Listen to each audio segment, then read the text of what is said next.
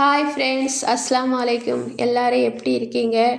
இன்றைக்கி மூமி cook with கிரியேஷனில் கிராமத்து ஸ்டைலில் கத்தரிக்காய் புளிக்குழம்பு எப்படி செய்கிறதுன்னு பார்க்கலாம். இப்போ தான் என்னுடைய சேனலை ஃபஸ்ட் டைம் பார்க்குறீங்கன்னா என்னோடய சேனலை சப்ஸ்கிரைப் பண்ணிக்கோங்க. மறக்காமல் பெல் பட்டனையும் அழுத்திக்கோங்க. கிராமத்து ஸ்டைலில் தட்டம்பயிறு புளிக்குழம்பு எப்படி செய்கிறதுன்னு பார்க்கலாம். அதுக்கு தேவையான பொருள் என்னென்னு பார்த்துடலாம். முதல்ல தட்டம்பயிறு 100 கிராம் தனியாக வேக வச்சு எடுத்துக்கோங்க. அப்புறம் தேங்காய் துருவி எடுத்துக்கோங்க. எலுமிச்சை சைஸ் புளி, அப்புறமா 200 கிராம் கத்திரிக்காய், ஒரு முருங்கைக்காய், ஒரு வாழைக்காய் நறுக்கி எடுத்துக்கோங்க. தாளிக்கிறதுக்கு 100 கிராம் பொடி உள்ளி, ஒரு பச்சை மிளகா, 10 பல் பூண்டு, பழுத்த தக்காளி 1 நறுக்கி வச்சுக்கோங்க. தாளிக்கிறதுக்கு கருவேப்பிலை. இப்போ மண்சட்டி எடுத்துக்கோங்க. அது சூடானதுக்கு பிறகு தேவையான அளவு எண்ணெய் சேர்த்துக்கோங்க. எண்ணெய் சூடானதுக்கு பிறகு சிறிதளவு வெந்தயம், கடுகு, உளுந்து பருப்பு, சிறிதளவு சீரகம் சேர்த்து நல்லா பொரிய விட்டுக்கோங்க.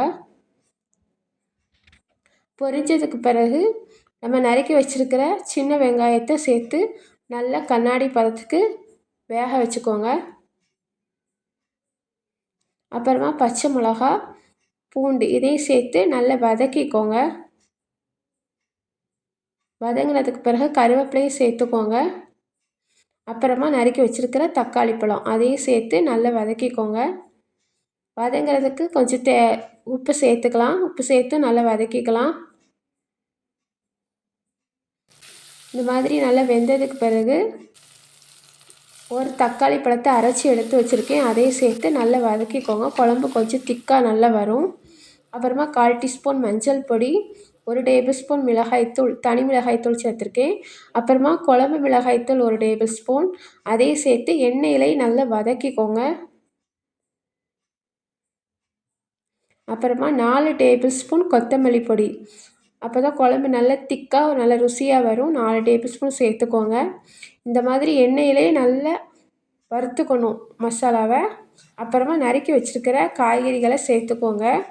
குழம்புக்கு தேவையான அளவு உப்பை இப்போவேனாலும் சேர்த்துக்கோங்க. காய்கறிகளை நல்ல உப்பு பிடிக்கும்.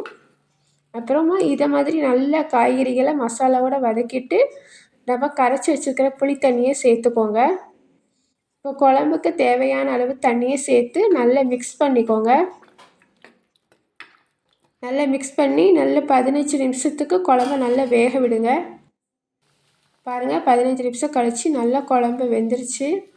அதாவது 3/4 பதத்துக்கு காய்கறியெல்லாம் வெந்திருக்கணும்.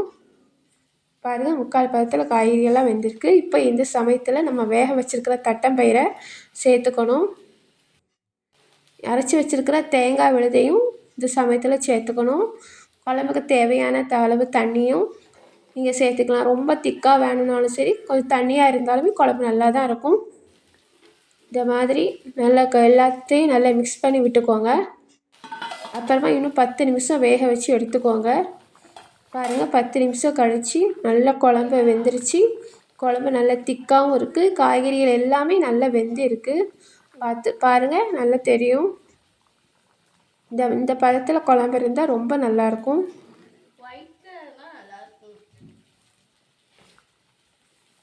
காய்கறிகள் எல்லாமே நல்லா வெந்திருக்கு.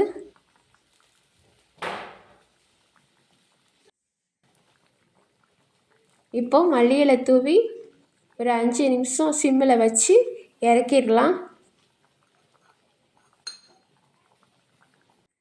புளிக்குழம்பு கேப்பக்களிக்கு ரொம்ப ருசியாக இருக்கும். சூப்பராகவும் இருக்கும். சாதத்துக்குமே நல்ல மீன் குழம்பு ஊற்றி சாப்பிட்ற மாதிரி ரொம்ப டேஸ்டியாக இருக்கும். என்னுடைய குழம்பு ரெசிபி யாருக்கெல்லாம் பிடிச்சிருக்கோ அவங்களாம் லைக் பண்ணிக்கோங்க, சப்ஸ்கிரைப் பண்ணி